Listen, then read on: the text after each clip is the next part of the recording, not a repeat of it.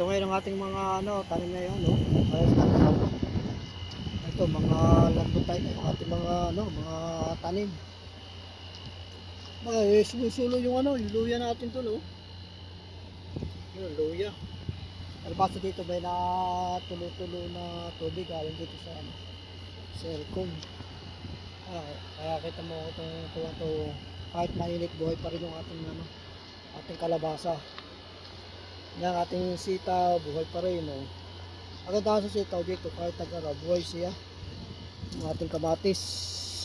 Hindi natin na basta kukuha ng kamatis. Yan natin. Yung natin dito, ang palaya, oh. Nakita mo, buhay, oh. Napansin kanina dito akong yung palaya rito. Bunga, nawala na. At nakita ko may bunga rito yung wala, nakuha ko, na-harvest ko yata. Ayan, nakita nyo yan, katong mga nangyayari sa akin. May mga insekto kasi dito ng ng ampalaya, kaya kakakarto yung ating ampalaya rito, pagkakartong kalaki. Kinukuha natin, hindi na natin pinalalaki yung ating mamaya natin harvestin yung ating palaya. Mga sitaw natin, oh. Ito may bunga yung ang ating sitaw. Yung mga sitaw nga lang dito, hindi masyado siya naghahawa, medyo may hindi gaya sa atin, yung mga sitaw sa atin talagang mga haba. Sa atin pahabaan kasi sa atin ang isa lang mga sitaw. Dito hindi masyadong maselan dito yung mga kahit may iksi lang ang mga sitaw. Ito mga sitaw natin dito, oh. Nantutay din mga sitaw natin. Sobrang init kasi yung hangin mainit na rin, eh. Pero kahit paano lumalaban sila. Yung nakagandahan din sa sa sitaw. Yan katulad ng mga mga kamote yan. Ito mga buhay yung ating kamote na yan. Yan kahit paano buhay. Lumalaban kasi sila kahit mainit. Ito talong naman natin. Ito okay naman yung buhay naman yung yung talong. Kaso nga lang hindi siya na ito yung isa bumunga naman siya isang piraso ito. Kasi ngayon mainit na yung kasi mga nila, yung mga bulaklak nila, masyadong madaling matuyo yung yung kanilang mga petals tsaka yung mga nectar nila. Kaya kahit sila ma-pollinate, natutuyo pa rin yan, nagkarto nangyayari, oh. Ito yung mga tuyo yung nila. Yan ganyan, kaya hindi na makabunga. Ito kahit paano nakasuot nakabuo pa siya ng sumo. Kaya ito yung mga ibang talong dito, mga walang mga bunga. Wala. Pwede naman yung magkabunga. Kailangan lalagyan mo siya ng bubong. Pero pagka itong sobrang init, tapos kukunti pa yung dilig. Kaya lalo hindi sila makasurvive. Hindi ko kasi sila pandilig ng marami kasi medyo mahaba rin itong aking dilig dito. Dinidilig. Kaya pakunti-kunti lang tubig ng aking naidilig. Yung ating yung tubo yan, hindi siya masyado rin makahaba. Gawa ng medyo mainit nga. Mainit, oh. Mainit dito sa mainit kasi yung hangin. Kaya itong talong dito, hindi na rin siya makabunga. Yan, ating mga kangkong. Yung kangkong kahit paano, buhay pa rin naman. Yan, oh. Papaya, matibay din sa init yung papaya. Sili, mahina rin sa sili, hindi nga sila makabunga, eh. Yung sili. Kaya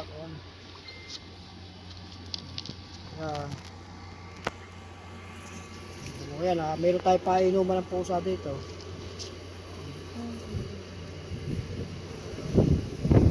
Painuman ng pusa.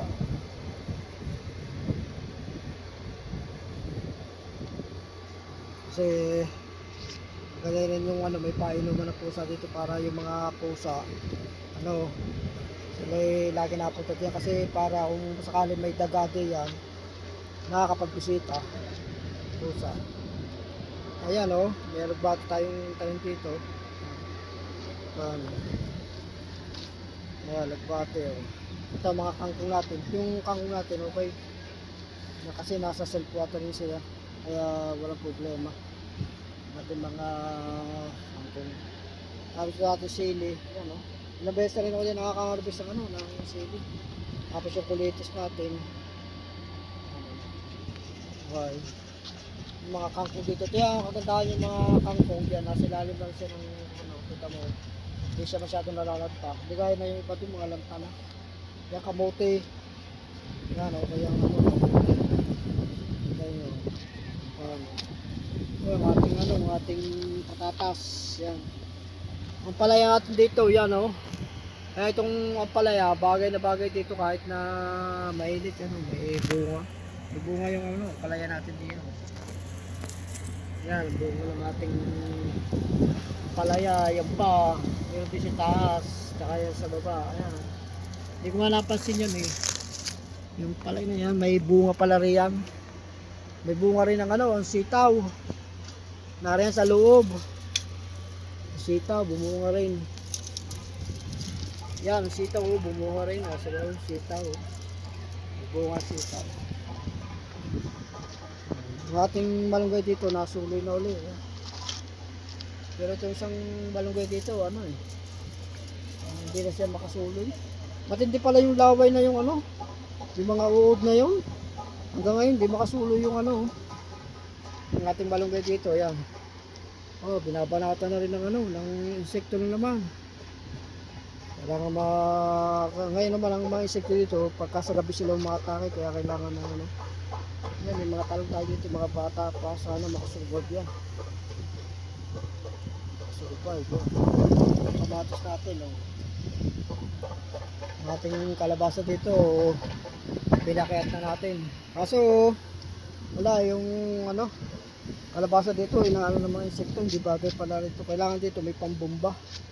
Hindi naman ako nagbubumba ng ng ganito. Kaya bagay kasi sa mga kalabasa dito. May binubumbahan na insecticide.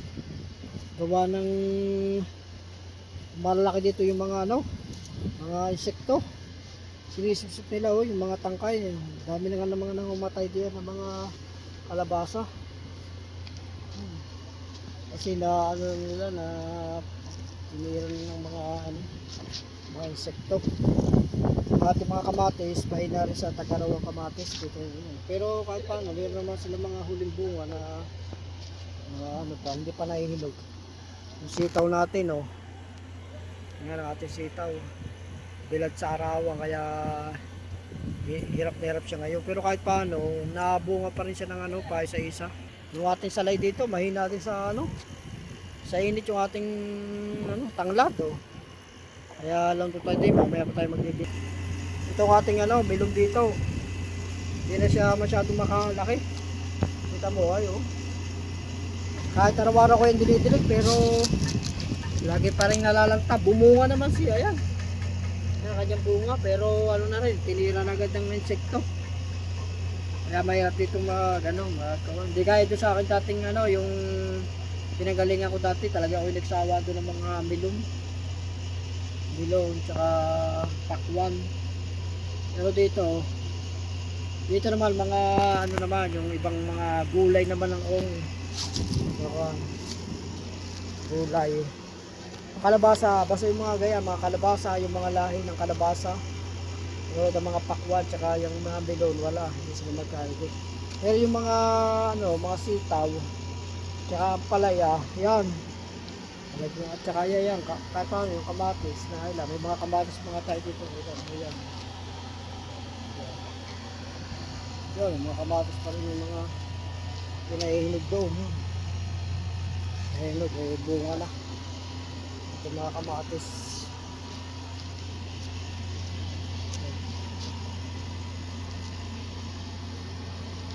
Ating sili. Sili natin, medyo lumaki na ng kaunti. Ating sili, yan. Sili.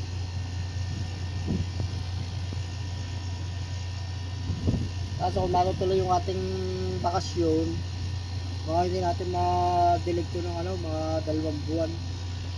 At mga halaman. Pagka sana hindi naman silang mamatay, maging matibay sila. Makaantay pa sila. Dahil pagbabalik siya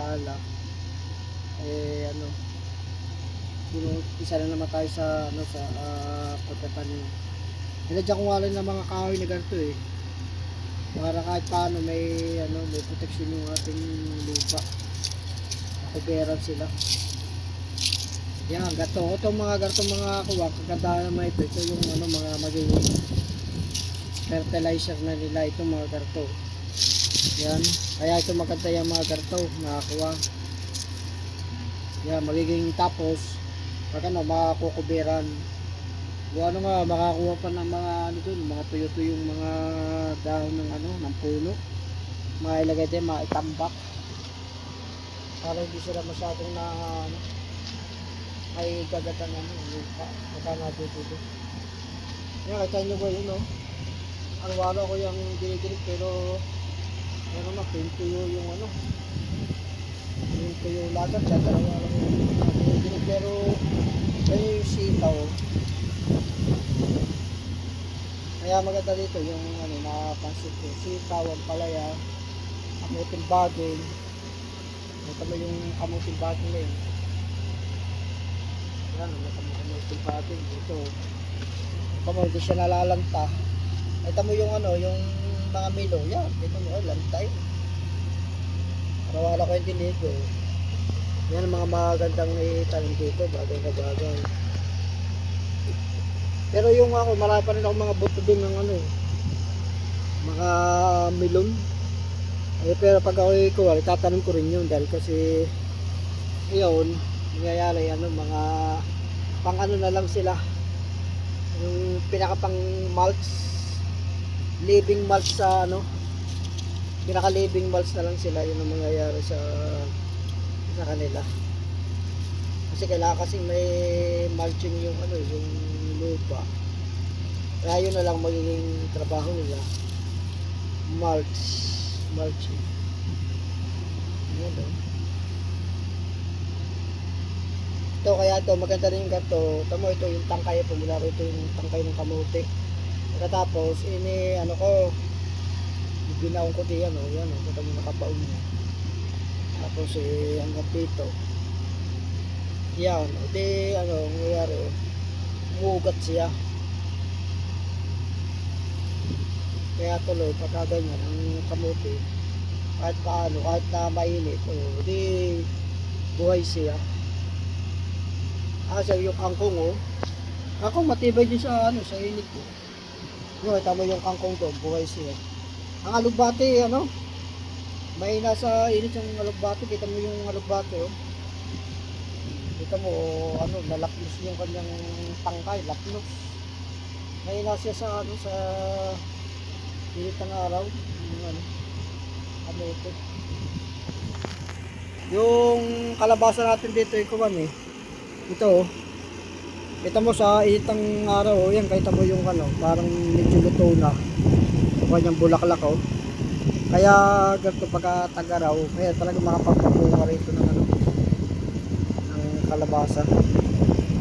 Dito namang kalabasa, ganyan ko rin yan din kahit na kayo mga tag-araw, pinaka ano mo siya, pandekorasyon baga, tsaka yung maging yung mga dahon kasi niya, makakatulong din yung pinaka-fertilizer sa lupa. Kaya kailangan may mga tanim tayo. Tsaka yung iba, yun kasi kasama tayo dito na mahilig siya ng ano, ng talbos ng kalabasa. Di kahit paano, siya yung mga nakikinabang dyan sa mga talbos-talbos. Ako kasi hindi ako masyado mahilig sa ano, talbos ng kalabasa. Ito na ako bata pa.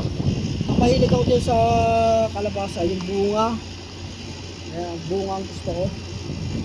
Yung mga talbos, bulak-bulak na doon siya. Sige yan. Tatay ko dati, mahilig yun sa mga talbos ng kalabasa. Ilalagay mo sa mais. Bulang lang na mais yun. Masarap na naman niya sa bulang lang na mais. Ang kalabasa. Yung ating mail dito, ayan na lang ang mga natitira. Ang liliit ng mga tangkay nila liliit. Italim din tayo dahil kasi pangalan sa ano, kasi maganda kasi yung lupa, maraming mga tanim yung lupa. Kasi ang lupa kasi habang mo tinatanong, medyo tumataba. Basta yung ano, huwag na natin linisin. Halimbawa, na kuha na sila, hayaan na lang yan matuyo yung ano nila, yung kanilang mga tangkay, tsaka mga dahon. Para sila, ano, yung lupa, tumaba na tumaba.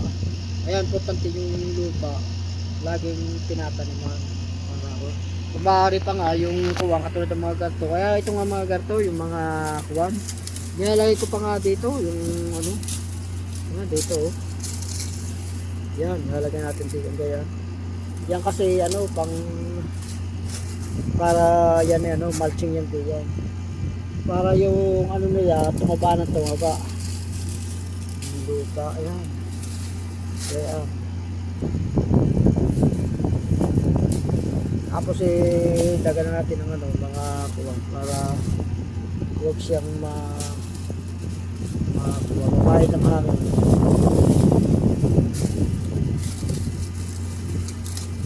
Yan, kaya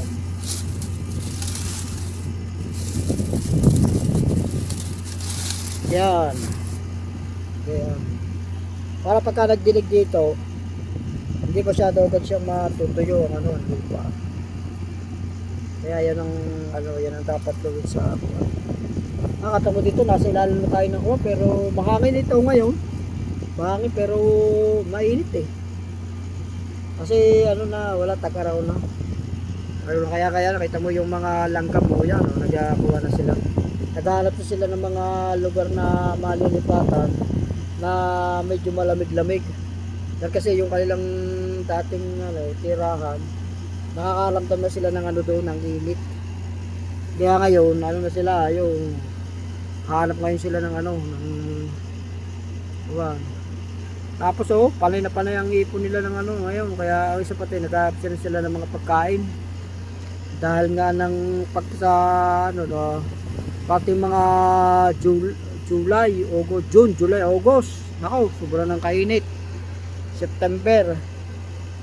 Kaya ngayon, kailangan nila sa ilang mga buwan na yan, makaipon sila ng pagkain. Para sa kasi sa buwan ng ano, ng June, July, August, September, yan ay mainit eh. Ayun, din ano, madalang na sila makalabas. Kaya kailangan nila makapag-ipon ng ano, ng mga pagkain. Tapos yan, nililipat nila kayo ng mga itlog oh.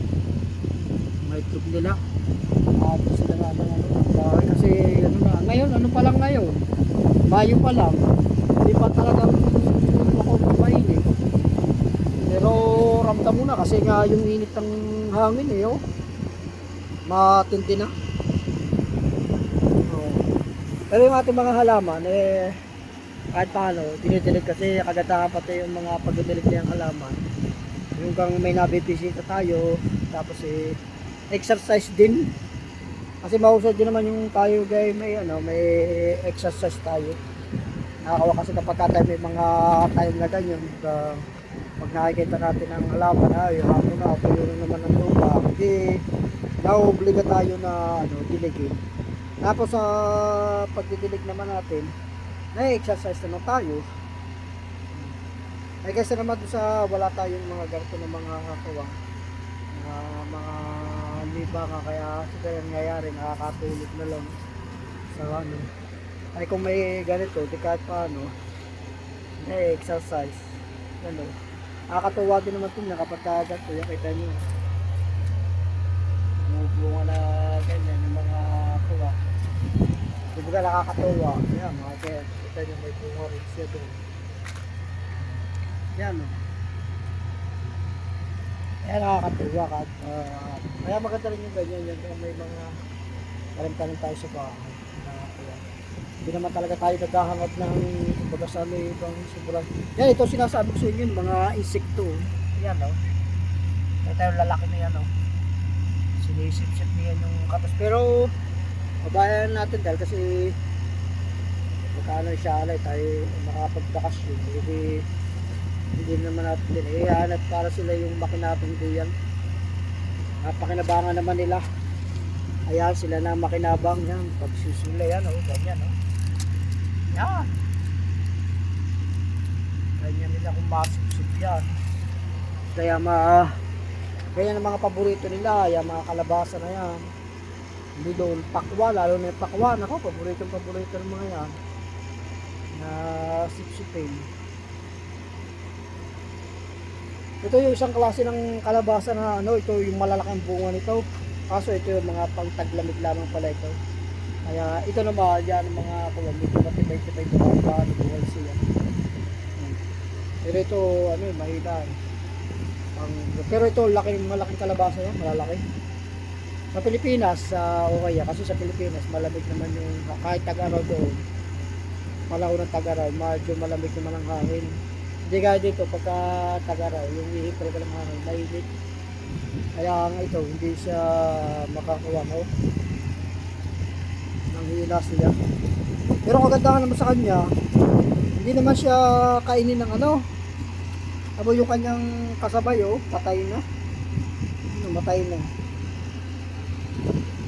Patay na yung kanyang kasabay. Yung may balang pa ito. May balang. May kanang balang, oh.